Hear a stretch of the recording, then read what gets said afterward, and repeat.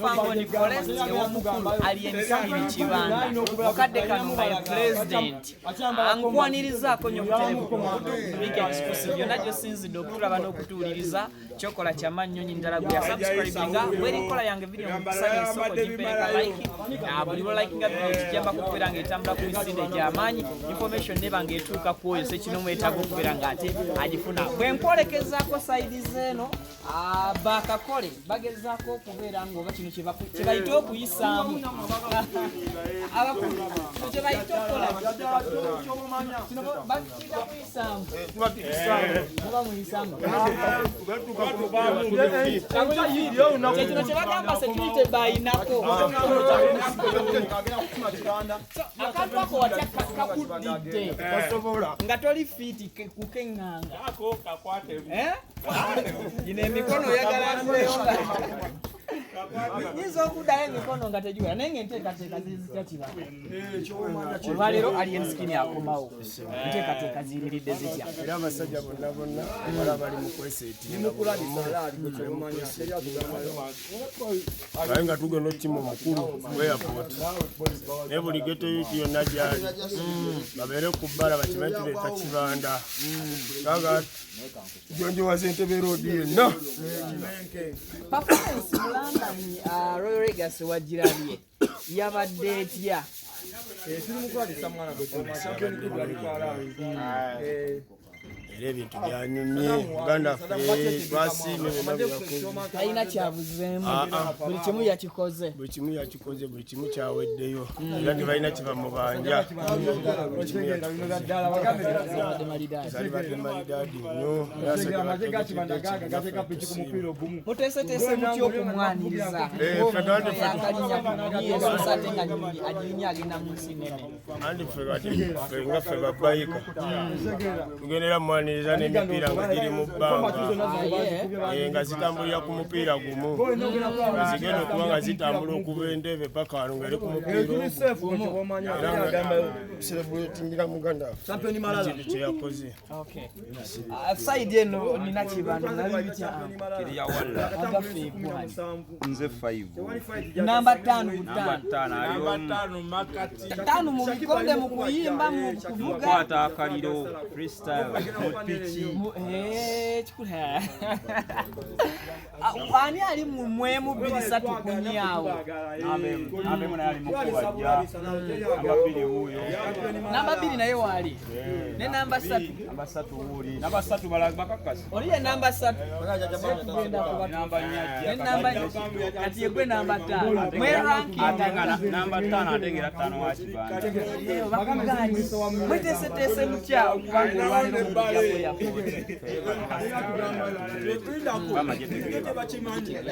abayimbi bakikola babeeramu kumalala batuuka waggulu Alien Skin yatuuse naye okubanga mwe bakyalire mukyaliwo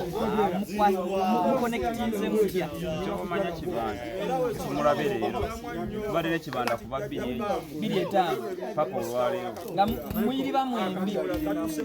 kibanda ngera w'omulabo mukakkamu abamutamumanyi bwe bamufula nti mubi ne muntu w'abantu Entebbe Road agenda kubeera atya tukusiigiremu ku kifaananyi okusinziira nga bw'okirabya ekyo setaga kukusiigira bwe waliyo ku freedom city ekyo kikuwa ekyokutegeera ekuba liggalwe alotegedde pulezidenti ajja pulezidenti wa geta yagala gabikikinga ensonga zigenda kuba masavu everything feminine katusooke twogere ku namba 2 ono kubayita okulindirira ogendo nono omusajja yanafe tusaba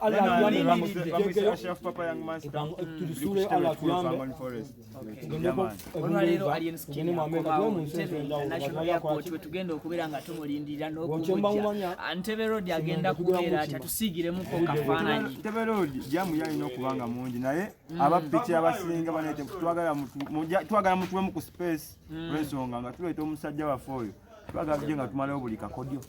tulina ak'omunda kitegeera okuzibonga freestyle okuzisa amagulu kuyisa eno okubasama Byonna tuba tuze nga tuli hano. So kati abatambadde nga bwe mwambadde bo basooke beesege. Basooke beesege kuba ffe tuzeeyibwawo buli kimu. Endulu bagikubira ebbali. Bagikubira ebbali obalengera nga tujja nga bagamba mumuyiseeyo nga zijja zikoze zitya. Abambadde reflectors za safe border badde ebbali. Abambadde reflectors za safe border twagala. Banaye mugire mpola mpola bameni. Omusasha mpoya bagamba Kampala teyagambayo ttaano. Performance wagirabyeko ng'ali ku Royal Legacy yabadde etya? Performance yabadde yaddala mwana wa maama. Kyolina omumanya yakikube n'akifa bakula kyonna. Bonna n'abasooka abasokoola buli kamu ke balina obugambo bwe balina obwomu okuva mu mitima gyabwe. Obusere bwe balina bwo nga bweyo ne basooka bumuwa. Asooke yajanjawazemu nga ye. Ng'omuntu. Kino kye bayita ndowooza oba oli awo okuddugaza emmeeza. Kanani abadde akalumamu. Yajjabaamu oligino. Yajjabaamu oligino. Acha kiriwo. Ogamba ki? Gwe badde oddugaza emmeeza. Nze minisita amayunju Kampala teri agamba ndi country wide si Kampala wokka mu ggwanga baali bonna bakkiriza ne bagamba mweyanga. Yagamba enkwacho wakugidownloadinga ng'atuuse mu London lwe twali naye ku airport. Wakozesa software ki yamutuusaako enkwacho mu London? Twagenda tumuloadinze boy bino byaddala twali tumaze omuloadinga omuniga kubanga eri ebiragalagala tebabikkiriza biti kanyonyi twamala omuloadinga n'agenda ng'ajjudde era abadde nga ngambye ku airport genda kamutwalire olwa okutuuka bati nga nkamunyiga ng'alumirawo kubanga kati andasi ziri mu mukuba bwe guli kyova olaba taluddeeyo esegeera tayinza kulwayo bamuloadinga ennaku zalina okumalayo esegeera kati era ayangambiddewo ali bubi agambye ali bubi njogedde naye badde kulayo agambye ali bubi njagala agenda kamunyigirawo esegeera atuuke nga akwatyamu teri atugamba esite. After all this, Alien Skin byakoze preparing Enkwacho Festival whereby nti sounding nnyo matu g'abantu ba ghetto youth biwulira Enkwacho Festival tusuubire eribeetya mu shows ez'abadde Enkwacho Festival twagitutte Buloba Forest Park. Lwaki Buloba ne mujijja mu bifonga Lugogo n'ebirala? Anti ne wakyo omanya si lwamu muno wamalayo ne kali akafo kamalayo muntu ajja kusooka amayo okuwuga mukko amala alye kamayirunyi ng'atudde bulungi ali seefu otegeera kubanga ate kagazi mukko oyinza okalaba n'okazulira naye sibo kagazi akafo mwana kanene ate kyomanya buli kimu kyonna weekiri baku bino bw'oli awo twakimanyi tugenda tegeka Lugogo ne Lugogo emulimu waliwo ebitaliiwo wali Buloba Forest Park ebimu byoyita bibaawo otegeera webalenya tewali agenda kulinyirira muno bakulinya ogenda gula emmeezayo otuulaawo abatafunangako experience ya Nkwacho oba Kakoola naye nga baagala okulaba ekiribeera mu Nkwacho Festival and of course Alien Skin agezezaako okulaga abantu abeeyita ab'obuvunaanyizibwa ennyo nti osobola okulya akakwacho n'obeera nga oweebwa ekitiibwa muganda wange nze naye wamuzeya baasi nga nina abasajja bange bengenza okunenamira omusajja n'apaakinga emmotoka Benz nangamba gwe bamweyana okimanyi tubeera mu kalina emuyenga natulaba vidiyo zo otegeera nyinza okuba sigenda nko muyenga mu kalina z'abagagga ne vidiyo zaffe zatusookayo webale nnyo zalaninga dde otegeera bino bya ddala boyi otegeera abayo bamweyana bagamba musajja mulalu naye kati nze Kampala baniga bandaba bamweyana naye wakayirisiza bangamba naye wakayirisiza kacumbaali otegeera tubulire enteekateeka nga bwe zigenda okubeera nga Kibanda atuuka Kibanda anaate otuuka saazo tumaze okugasimbula otuuka Entebbe Kibanda nga babayika ndowooza baba bonna baabo bwe bali abantu bonna baabo bwe bali beetegese ddala twagala Kibanda atugambe muno bitandike etyo tusimbulirewo otegeera akantu kano kaluma akachumbali kubamuko kakagala kati abalina gilavuzi be bakakubamu abatalina bakubamu sekiyite bayina konda bikanze mbanzi jiddwako abasosite bayina kubo bakakubisa nkalu kubanga bo tebagiraawo kale ayo yemkumbere genda maaso wano ku Fangone Forest ekitebe ekikulu eky'omukulu Alien Skin Kibanda olwaleero lwagenda maaso n'okubeera nga atonya mu ggwanga oluvannyuma lw'ennaku 2 oluvannyuma lw'ennaku 3 nga taliimu mu ggwanga Uganda, and of course yali ya travelinga muko n'agenda okubanga asabula endongo abaana b'omu London banna Uganda naddala basinzira side zeeyo, era nga Royal Legacy yakubibwa yajjula, abantu bonna ba appreciatinga performance ye, yali energetic, yalina vibe, yali kwegamba alina buli kimu. And of course emabega wa kamera this time around asikoze na Joero, ndina omusajja Kachumbali asinga okubeera nga ategeerera ddala ensonga zino, anti gwe tutagizeemu baneeno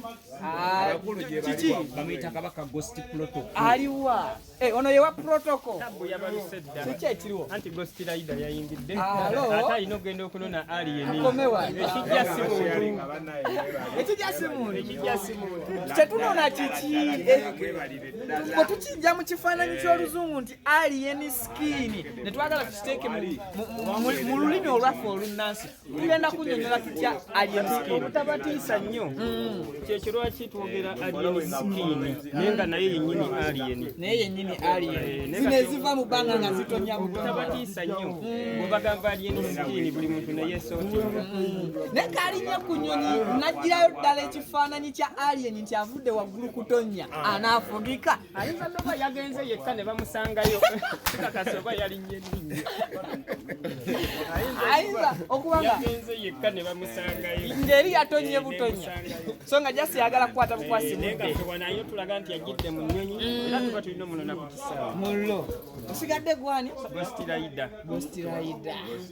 si muntu yavuga si bano banaba wano naye Ghost Rider oli egali ya kibando gimazeko bbanga ki lineneko kuba kyenkakasa ne bw'omugaa nti Ghost Rider ye aba yantegedde dda, yaba yakutegedde dda kyokka ye aba yantegedde dda. watwali wano mu press conference nga agenda kola City Danger concert, waliwo omwana eyamusaba okumuvugamu, yali ani okyamujjukira press conference eyo eyamugamba nti after Freedom City ayagala amuvugemu mu kkubo, okyamujjukira? Wayiseeko dda